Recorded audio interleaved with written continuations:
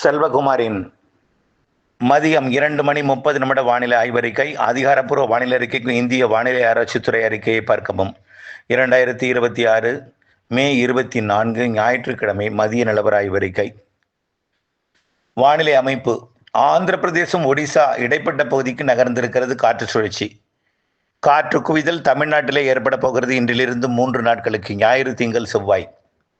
மேற்கிலிருந்து வரக்கூடிய காற்றும் வடமேற்கிலிருந்து வரக்கூடிய காற்றும் தெற்கிலிருந்து வரக்கூடிய காற்றும் தமிழ்நாட்டின் உள் மாவட்டங்களில் சந்திரிப்பை ஏற்படுத்தி கொண்டு வெப்ப நீராவியும் குளிர்காற்றும் இணைந்து எதிர்த்து மலைப்பகுதிகளில் தொடங்கும் மழை. தென் மாவட்ட மேற்கு தொடர்ச்சி மலையில் முதல்ல மழை தொடங்கும். பிறகு கர்நாடக எல்லையோரம் மற்றும் உள் கிழக்கு தொடர்ச்சி மலை குன்றுகளில் மழை பிடிவை தொடக்கி அப்படியே படிப்படியாக வங்கக்கடலோரம் வரைக்கும் டெல்டாவிற்கும் இன்றைக்கு மழை வாய்ப்பு பிரகாசமாக இருக்கு. அதன் அடிப்படையில் இன்னும் சற்று நேரத்தில் கன்னியாகுமரி மாவட்டத்தில் மழை பிடிவை தொடங்கும். முதல்ல கன்னியாகுமரி மாவட்ட கேரள எல்லையோரத்தில் தொடங்கும். பிறகு அப்படியே பார்த்தீங்கன்னா படிப்படியாக திருநெல்வேலி மாவட்ட மேற்கு தொடர்ச்சி மலையில் தொடங்கும். பிறகு அப்படியே விருதுநகர் மாவட்ட மேற்கு தொடர்ச்சி மலையில் மழை தொடங்கும். அப்புறம் அப்படியே மதுரை மாவட்டத்திற்கும் தேனி மாவட்டத்துக்கும் தொடங்கும். விருதுநகர் மாவட்டத்தில் சிவகாசி, வெம்பக்கோட்டைக்கெல்லாம் இன்றைக்கு மழை பிரகாசமாக இருக்குது. அதே போல் ராஜபாளையம் பகுதிக்கும் அந்த ஐயனார் கோயில் பகுதிக்கும், அதே போல் பேரையூர், ஏழுமலை போன்ற பகுதிகளுக்கும் மழை பொழிவு பிரகாசமாக இருக்குது இன்றைக்கு மாலையில். அதே போல் நீலகிரி முதல் கன்னியாகுமரி வரைக்கும் மேற்கு தொடர்ச்சி மலையிலையும் மழை பொழிவை கொடுக்கும். வால்பாறையில் மழை பொழிவை கொடுக்கும். நீலகிரி மாவட்டத்துக்கு இன்றைக்கு நல்ல ஒரு கனமழை பொழிவை தருகிறது. இன்றைக்கு கூடலூர், பந்தலூர் என்று படிப்படி தெற்கு சரிவுலையும் மேற்கு சரிவுலையும் தொடங்கி பிறகு அப்படியே கர்நாடக எல்லையோர மாவட்டங்கள்லையும் தீவிரமடையும். இன்றைய மழைப்பொழிவு தென் மாவட்டங்களில் தீவிரமடைந்து பிறகு கர்நாடக எல்லையோர மாவட்டங்கள் மற்றும் மேற்கு தொடர்ச்சி மலை மாவட்டங்கள் அப்படியே தொடங்கி தென் மாவட்டங்களில் நல்ல வலுப்பெற செய்யும். மதுரை, விருதுநகர், தேனி இந்த பகுதியில் கொஞ்சம் வலுத்த மழை பொழிவு இன்றைக்கு தெரிகிறது. அதற்கப்புறம் பார்த்திங்கன்னா படிப்படியாக உள் மாவட்டங்களில் கொஞ்சம் பரவலாகும். கர்நாடக எல்லையோர மழை வடகடலோரத்துக்கு வரும். பாலக்காட்டு கணவாயை சுற்றிலும் மழைப்பொழிவு இருக்கும். பாலக்காட்டு கணவாயில் ஒதுக்குதல் இருக்கும். ஆனால் மழைப்பொழிவு அங்கேயும் இருக்கும். கோயம்புத்தூருக்கு வடக்கையும் பொள்ளாச்சிக்கு தெற்கையும் மழை வாய்ப்பு இருக்குது. அதே போல் கோயம்புத்தூரிலிருந்து சென்னை வரைக்குமே வட உள் மாவட்டம், மேற்கு தொடர்ச்சி மலைப்பகுதியோட நீலகிரி மாவட்ட பகுதி, ஈரோடு கிழக்கு தொடர்ச்சி மலையோட ஈரோடு, நீலகிரி, தருமபுரி, கிருஷ்ணகிரி, சேலம், நாமக்கல்லாம் இன்றைக்கு கனமழையே இருக்குது. அதே போல் திருப்பத்தூர், வேலூர், ராணிப்பேட்டை, திருவண்ணாமலை, கள்ளக்குறிச்சி, விழுப்புரம் மற்றும் சென்னை, திருவள்ளூர், காஞ்சிபுரத்திற்கும் மழை உண்டு. மழை பொழிவு பொறுத்த வரைக்கும் கடலோரத்திற்கு இரவு வரும். இரவு கடலோரம் வரும். நள்ளிரவு அதிகாலை வரைக்கும் கூட கடலோரத்தில் நீடித்து கொண்டிருக்க வாய்ப்பு இருக்குது. சில இடங்களில் அதாவது டெல்டாவின் தெற்கு பகுதியில் நள்ளிரவு தான் வரலாம். ஏன்னா தெற்கு காற்று இருக்கும் என்பதனால நள்ளிரவு தான் வரலாம். மாலை வரக்கூடிய மழை தெற்கு காற்றின் காரணமாக தெற்கு காற்று கொஞ்சம் குறைஞ்சிருக்குது இப்போது. அதனால் முன்னிரவே வர வாய்ப்பு இருக்குது. மீண்டும் அந்த தெற்கு காற்று மாலை நுழைந்தால் நள்ளிரவில் ஓயும் பொழுது நள்ளிரவு அதிகாலையில் டெல்டாவிற்கு மழை வரும். கண்டிப்பாக மயிலாடுதுறை மாவட்டம், தஞ்சாவூர் வடக்கு, தஞ்சாவூரோட மேற்கு பகுதி, திருச்சி மாவட்ட எல்லைப்பகுதி, திருவாரூர் மாவட்ட வடக்கு பகுதி, மயிலாடுதுறை, அதே போல் அரியலூர், பெரம்பலூர், திருச்சி, கடலூர், கள்ளக்குறிச்சி, விழுப்புரம், புதுச்சேரி, செங்கல்பட்டு, காஞ்சிபுரம், திருப்பத்தூர், வேலூர், ராணிப்பேட்டை, திருவண்ணாமலை, சென்னை, திருவள்ளூர், காஞ்சிபுரம். திருவள்ளூருக்கு திருத்தணிக்கெல்லாம் கண்டிப்பாக உண்டு. காஞ்சிபுரத்தில் ஸ்ரீபெரும்புதூர், காஞ்சிபுரத்துக்கு உறுதியாக உண்டு. தாம்பரத்துக்கும் உண்டு. கடலோரம் ரொம்ப போராடி வந்து கடலோரம் தாமதமாக மழை பொழிவை கொடுக்கும். இப்படியே 3 நாட்களுக்கு இதே மாதிரி மழை வரும். தினசரி இப்போ அறிவிக்கப்பட்ட எல்லா மாவட்டங்களுக்குமே மழை வரும். டெல்டாவுக்கும் உண்டு. ஆனால் டெல்டாவில் தெற்கு டெல்டா ரொம்ப போராடி வரும். குறைவான மழை பொழிவை கொடுக்கும். அதிலேயே இன்றைக்கு நள்ளிரவுக்கு பிறகு நாளை அதிகாலை வாய்ப்பு கூடுதலாக இருக்குது.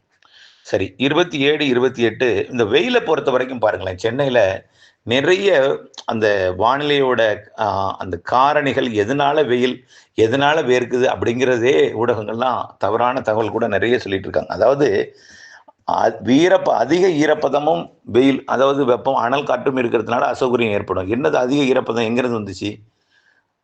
தரைப்பகுதியில் அதிகமாக வெப்பம் அடைந்து காற்று லேசாகி போகிறதுனால அந்த இடத்துக்கு என்ன ஆகுதுன்னா வெற்றிடம் ஏற்படும், வியர்வை அதிகமாக வெளியேறும். அதுதான் ஈரப்பதம் அதிகமாக இருக்கிறது காரணம் உடம்புல. இரவு நேரத்தில் என்ன ஆகும்னா குளிர்ந்த காற்று வரும். அதனால நம்ம உடம்பும் ஈரப்பதம் இரவு நேரத்தில் அதிகமாக சந்திக்கும். இதுதான் அதிக ஈரப்பதம் இருக்கிறதுக்கு காரணம். வெயில் அனல் காற்றாக கர்நாடக பகுதியிலிருந்தும் உள் மாவட்ட கிருஷ்ணகிரி, தருமபுரி மாவட்ட பகுதியிலிருந்தும் வடகடலோர மாவட்டங்களுக்கு அனல் காற்றாக வர்றது. மாலையில் கிழக்கு காற்றை சந்திக்கும் பொழுது அது மழையாக மாறும். அதற்கு முன்னாடி கொஞ்சம் வெயில் கூட இருந்தாலும் நம்ம 2-3 நாளைக்கு தான் வெயில்னு சொன்னோம். இப்போ இன்னைக்கு தேதி 3 நாள் தான் இந்த வெயிலே தாக்கம் அதிகமாக இருக்குது. இன்னும் 2 நாளில் இந்த வெயில் குறைஞ்சிரும். நேற்றைக்கு குறைஞ்சிருந்துச்சு, இன்னைக்கு கொஞ்சம் கூடுதலாக இருக்குது. கவலைப்படாதீங்க, இன்னும் 2 நாளில் வெயில் குறைஞ்சிரும். மழை பெய்ய போகிற காரணத்தினால அது மேகமூட்டமாக இருந்து குளிர்ந்த சீதோஷ நிலையை கொடுக்கும். புழுக்கம் இருக்கலாமே தவிர அனல் வெயில் இருக்க வாய்ப்பில்லை.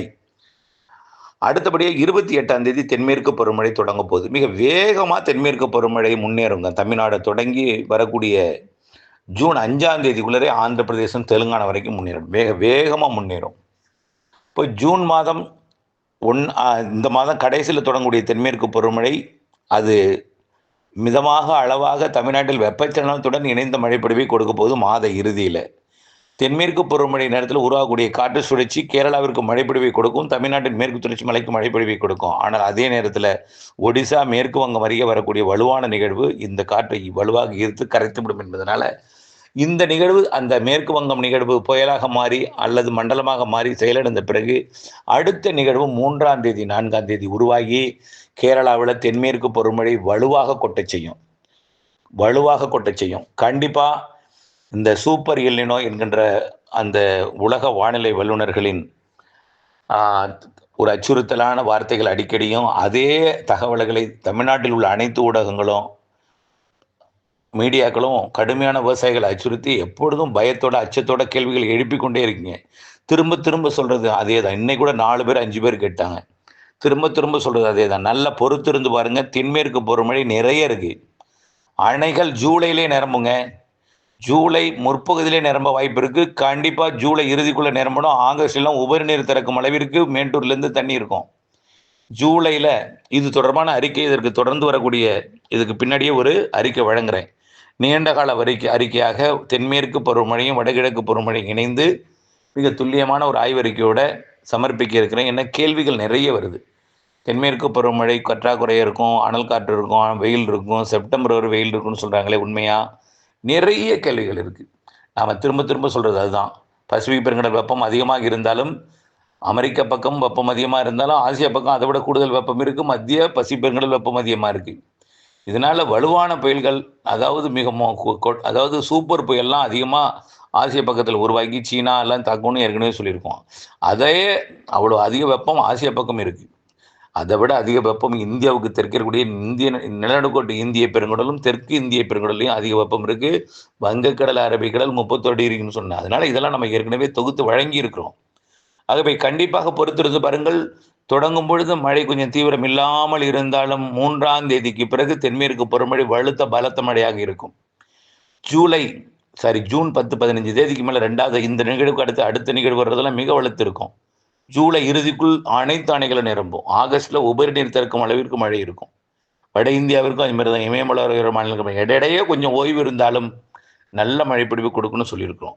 இப்பொழுதைக்கு வரக்கூடிய வெப்பச்சலன இடிமழைப்பிடிவு வரக்கூடிய 3 நாட்கள் காற்றுப்பகுதி கொஞ்சம் ஒதுக்குதல் இருக்கும். பிற பகுதிகளில் கொஞ்சம் நல்லா பரவாயில்ல இருக்கும்.